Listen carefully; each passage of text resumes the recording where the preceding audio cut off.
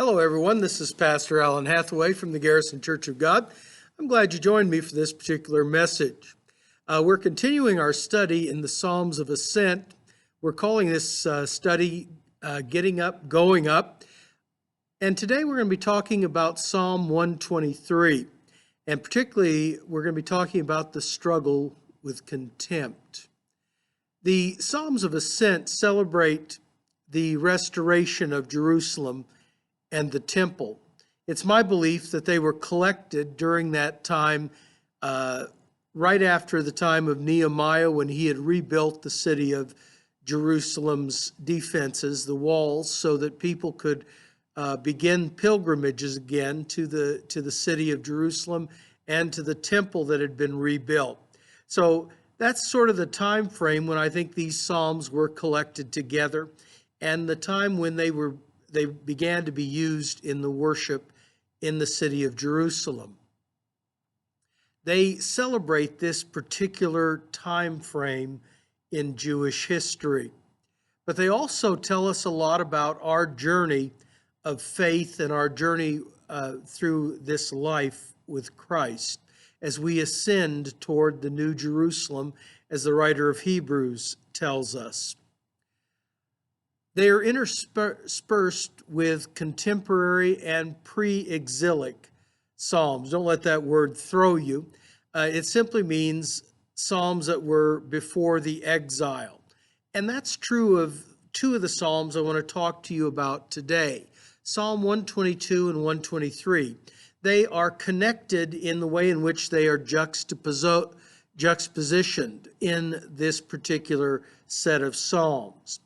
That simply means they are contrasted and they are also brought together in continuity. And that's what the word juxtaposed means, is to be contrasted and brought into continuity with one another. And so these two psalms are intended to be together in this particular section of the Psalms. They come from very different periods in Jewish history. This particular Psalm, 123, probably comes from the period around the time of Zerubbabel, when he is rebuilding the temple in Jerusalem, sometime probably around the year 520 BC. The other one seems to have been written sometime around the year 1003 BC, shortly after David had captured the city of Jerusalem from the Jebusites and made it into his capital. And so when we look at these two psalms together, they have a theme for us, and it talks about the concept of how do we deal with contempt and circumstances of contempt in our lives. It could also, Psalm 123 could reflect the time around Nehemiah when they're rebuilding the wall, but I think the nature of the psalm better fits the time around the rebuilding of the temple under Zerubbabel. So we're going to go with that as our scenario. Psalm 122 talks about the time when the city of David has been built up as the capital, and the Ark of the Covenant has been brought into the city of David. This psalm, in Psalm 123, begins with, "Unto you I lift up my eyes, O you who dwell in the heavens. Behold, my eye, as the eyes of a servant look to the hand of their master, as the eyes of a maid to the hand of her mistress, so our eyes look to the Lord our God, until he has mercy on us. Have mercy on us, O Lord. Have mercy on us, for we are exceedingly filled with contempt. Our soul is exceedingly filled with the scorn of those who are at ease, with the contempt of the proud." The exiles and their children returned to Judah from Babylon sometime around the year 538 BC.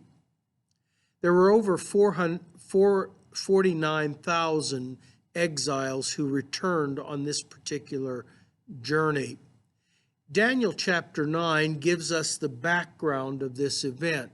Daniel talks about reflecting on the fact that in the year 539, he understood that the exile that Jeremiah had prophesied had come to an end, at least for him personally, because he had been captured sometime around the year 609 BC, when Nebuchadnezzar had made his first thrust into Palestine with his military and had captured and taken back some of the Jewish people as hostages for good behavior of the Jewish kings.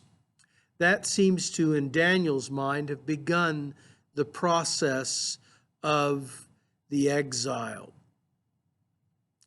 Cyrus in 539 would declare or proclaim that the exiles that had been taken captive by the Babylonians could return from their exile and begin rebuilding the nations that they had been a part of. In fact, they were allowed and permitted under Cyrus's edict to rebuild their temples and begin again their worship. He had done that not only for the Jewish exiles, but for a number of exiles that had been taken into captivity. And so it's not unique to the Jewish people, but it was reflective of a broad policy of the Persian Empire. King Jeconiah, who was the last recognized or legitimate kings of Judah, had been taken into exile as a hostage by King Nebuchadnezzar. He had spent the rest of his life in exile in Babylon. There he had several sons. One of them was Shealtiel, and the other was a son by the name of Pedaiah.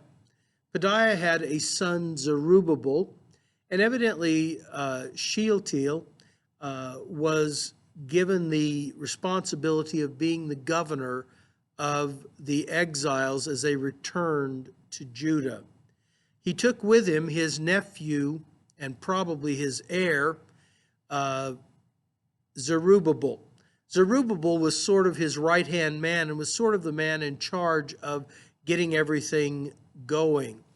So you understand that this is what is happening at this juncture when this psalm is likely written.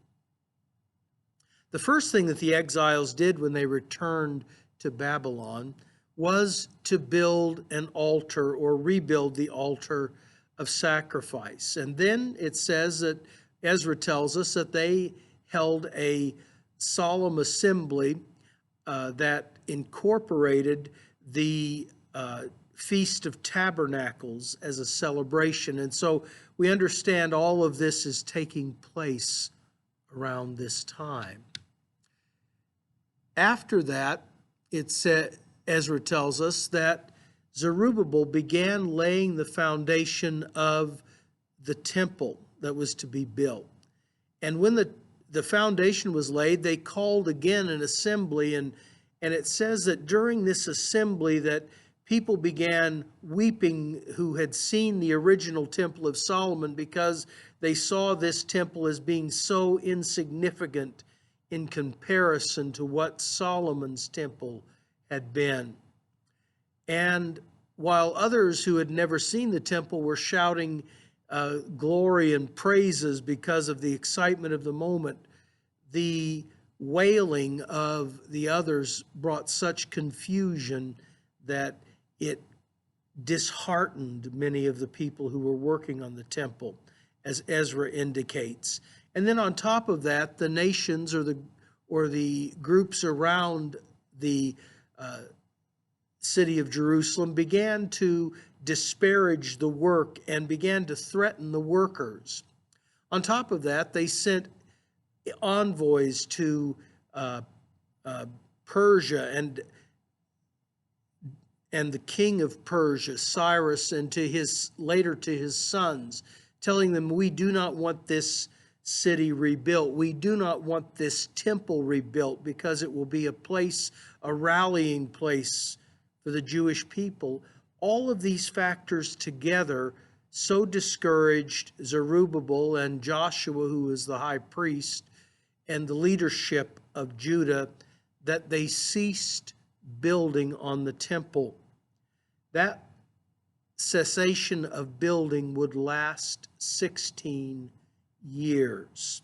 It would be a long, difficult time for the people of Judah when they felt threatened and when they felt that they were being dealt with in contempt by both the Persians, by the people around them, and also by the people who had seen the original temple.